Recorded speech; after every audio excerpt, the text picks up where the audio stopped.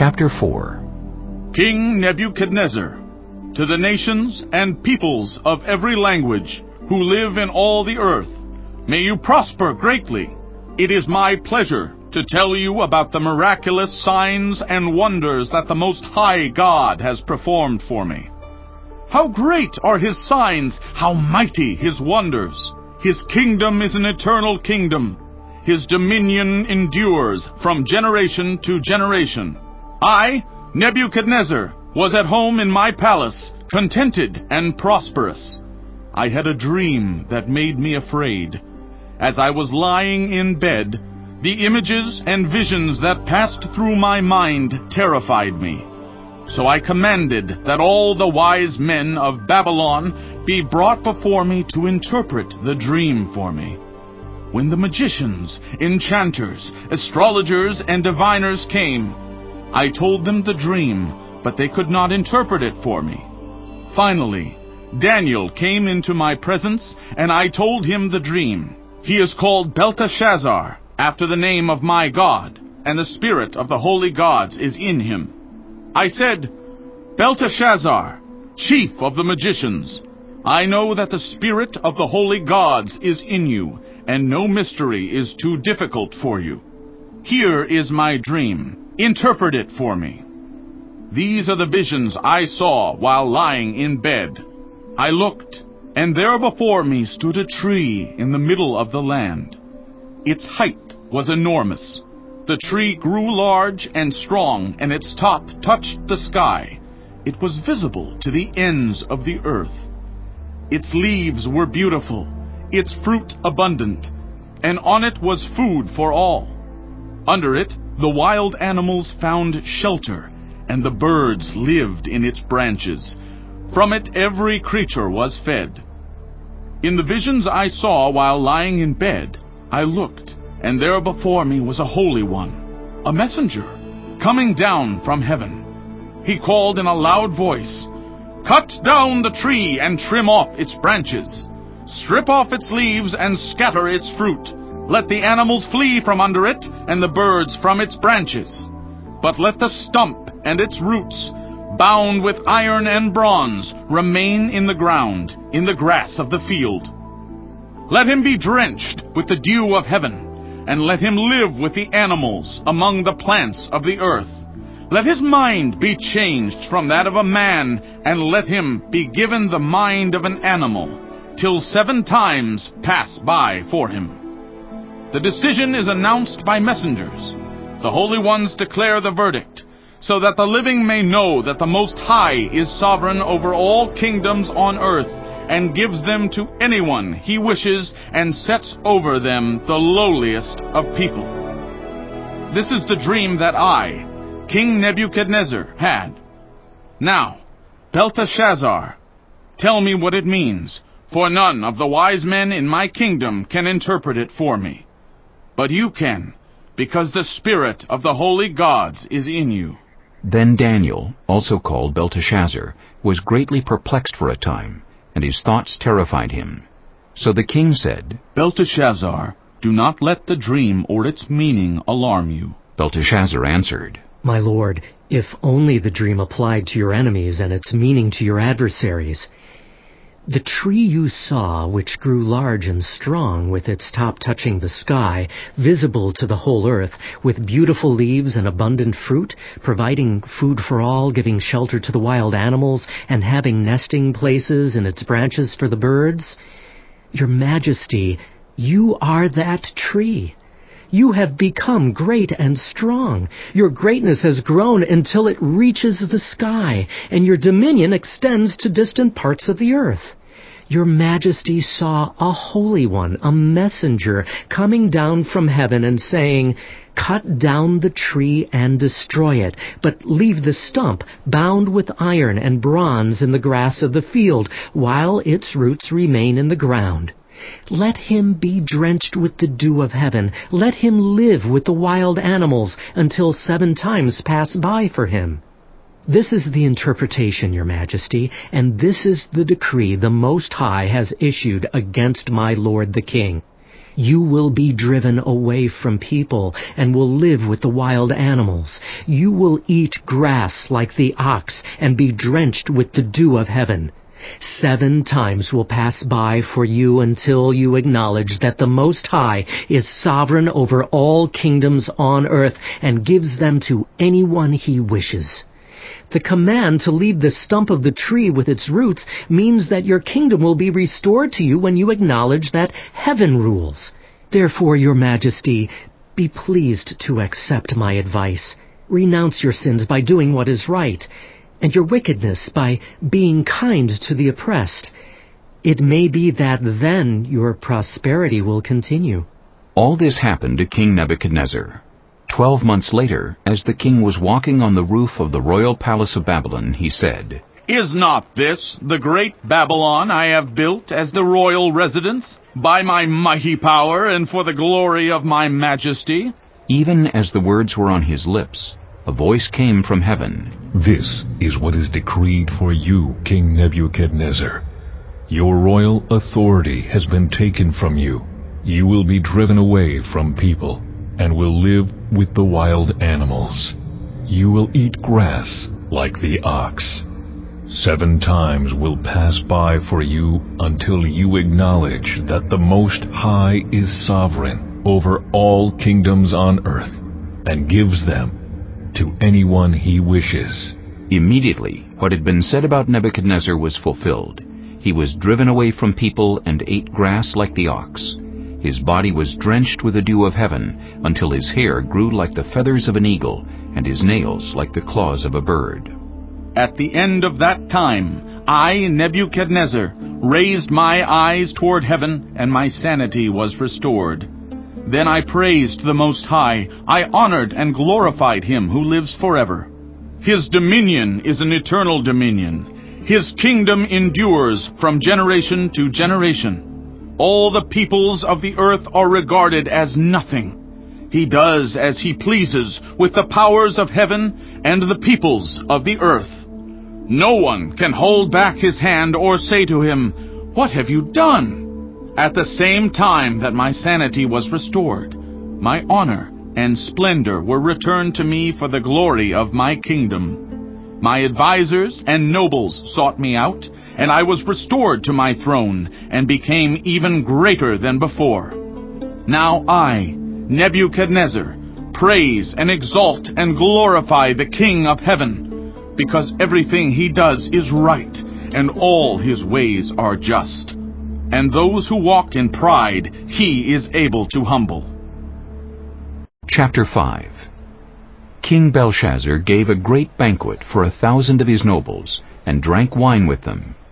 While Belshazzar was drinking his wine, he gave orders to bring in the gold and silver goblets that Nebuchadnezzar his father had taken from the temple in Jerusalem, so that the king and his nobles, his wives and his concubines might drink from them. So they brought in the gold goblets that had been taken from the temple of God in Jerusalem. And the king and his nobles, his wives and his concubines drank from them. As they drank the wine, they praised the gods of gold and silver, of bronze, iron, wood, and stone.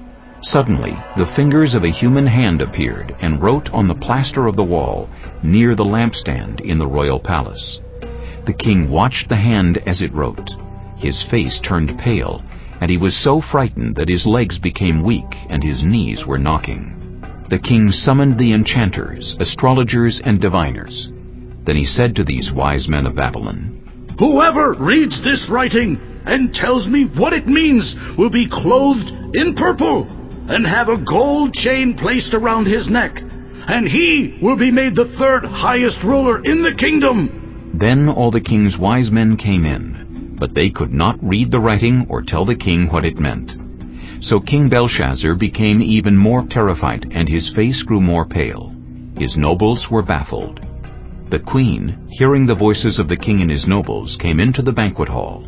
May the king live forever, she said. Don't be alarmed. Don't look so pale. There is a man in your kingdom who has the spirit of the holy gods in him. In the time of your father, he was found to have insight and intelligence and wisdom like that of the gods. Your father, King Nebuchadnezzar, appointed him chief of the magicians, enchanters, astrologers, and diviners. He did this because Daniel, whom the king called Belteshazzar, was found to have a keen mind and knowledge and understanding, and also the ability to interpret dreams, explain riddles, and solve difficult problems. Call for Daniel, and he will tell you what the writing means. So Daniel was brought before the king, and the king said to him, Are you Daniel, one of the exiles my father the king brought from Judah? I have heard that the spirit of the gods is in you, and that you have insight, intelligence, and outstanding wisdom. The wise men and enchanters were brought before me to read this writing and tell me what it means, but they could not explain it. Now I have heard that you are able to give interpretations and to solve difficult problems. If you can read this writing and tell me what it means, you will be clothed in purple and have a gold chain placed around your neck, and you will be made the third highest ruler in the kingdom. Then Daniel answered the king, You may keep your gifts for yourself and give your rewards to someone else. Nevertheless, I will read the writing for the king and tell him what it means. Your Majesty, the Most High God gave your father Nebuchadnezzar sovereignty and greatness and glory and splendor. Because of the high position he gave him, all the nations and peoples of every language dreaded and feared him. Those the king wanted to put to death, he put to death. Those he wanted to spare, he spared. Those he wanted to promote, he promoted. And those he wanted to humble, he humbled. But when his heart became arrogant and hardened with pride, he was deposed from his royal throne and stripped of his glory. He was driven away from people and given the mind of an animal. He lived with the wild donkeys and ate grass like the ox. And his body was drenched with the dew of heaven until he acknowledged that the Most High God is sovereign over all kingdoms on earth and sets over them anyone he wishes. But you, Belshazzar, his son, have not humbled yourself, though you knew all this. Instead, you have set yourself up against the Lord of heaven. You had the goblets from his temple brought to you, and you and your nobles, your wives, and your concubines drank wine from them. You praised the gods of silver and gold, of bronze, iron, wood, and stone, which cannot see or hear or understand. But you did not honor the God who holds in his hand your life and all your ways. Therefore he sent the hand that wrote the inscription. This is the inscription that was written. Mene, Mene, Tekel, Parsin. Here is what these words mean. Mene, God has numbered the days of your reign and brought it to an end. Tekel, you have been weighed on the scales and found wanting. Perez, your kingdom is divided and given to the Medes and Persians. Then, at Belshazzar's command, Daniel was clothed in purple, a gold chain was placed around his neck, and he was proclaimed the third highest ruler in the kingdom. That very night Belshazzar, king of the Babylonians, was slain, and Darius the Mede took over the kingdom at the age of 62. Chapter 6. It pleased Darius to appoint 120 satraps to rule throughout the kingdom, with 3 administrators over them, one of whom was Daniel. The satraps were made accountable to them, so that the king might not suffer loss. Now Daniel so distinguished himself among the administrators and the satraps by his exceptional qualities that the king planned to set him over the whole kingdom. At this, the administrators and the satraps tried to find grounds for charges against Daniel in his conduct of government affairs, but they were unable to do so. They could find no corruption in him because he was trustworthy, and neither corrupt nor negligent. Finally these men said, We will never find any basis for charges against this man Daniel, unless it has something to do with the law of his God.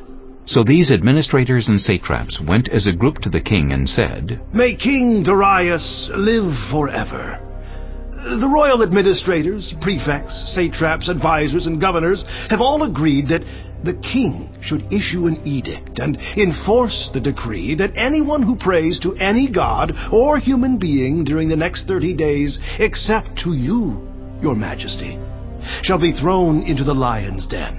Now, Your Majesty, issue the decree and put it in writing so that it cannot be altered, in accordance with the law of the Medes and Persians, which cannot be repealed. So King Darius put the decree in writing. Now when Daniel learned that the decree had been published, he went home to his upstairs room where the windows opened toward Jerusalem. 3 times a day he got down on his knees and prayed, giving thanks to his God, just as he had done before. Then these men went as a group and found Daniel praying and asking God for help. So they went to the king and spoke to him about his royal decree. Did you not publish a decree that during the next 30 days, anyone who prays to any god or human being except to you, Your Majesty, would be thrown into the lion's den? The king answered, The decree stands, in accordance with the law of the Medes and Persians, which cannot be repealed. Then they said to the king, Daniel, who is one of the exiles from Judah, pays no attention to you, Your Majesty, or to the decree you put in writing. He still prays 3 times a day. When the king heard this, he was greatly distressed. He was determined to rescue Daniel and made every effort until sundown to save him. Then the men went as a group to King Darius and said to him, Remember, Your Majesty, that according to the law of the Medes and Persians, no decree or edict that the king issues can be changed. So the king gave the order, and they brought Daniel and threw him into the lion's den. The king said to Daniel, May your God, whom you serve continually, rescue you. A stone was brought and placed over the mouth of the den, and the king sealed it with his own signet ring, and with the rings of his nobles, so that Daniel's situation might not be changed. Then the king returned to his palace, and spent the night without eating, and without any entertainment being brought to him, and he could not sleep. At the first light of dawn, the king got up and hurried to the lion's den. When he came near the den, he called to Daniel in an anguished voice, Daniel, servant of the living God, has your God, whom you serve continually, been able to rescue you from the lions? Daniel answered, May the king live forever. My God sent his angel, and he shut the mouths of the lions. They have not hurt me, because I was found innocent in his sight. Nor have I ever done any wrong before you, Your Majesty. The king was overjoyed, and gave orders to lift Daniel out of the den. And when Daniel was lifted from the den, no wound was found on him, because he had trusted in his God. At the king's command, the men who had falsely accused Daniel were brought in and thrown into the lion's den, along with their wives and children. And before they reached the floor of the den, the lions overpowered them and crushed all their bones. Then King Darius wrote to all the nations and peoples of every language in all the earth, May you prosper greatly. I issue a decree that in every part of my kingdom people must fear and reverence the God of Daniel. For he is the living God, and he endures forever. His kingdom will not be destroyed. His dominion will never end. He rescues and he saves. He performs signs and wonders in the heavens and on the earth. He has rescued Daniel from the power of the lions. So Daniel prospered during the reign of Darius and the reign of Cyrus the Persian.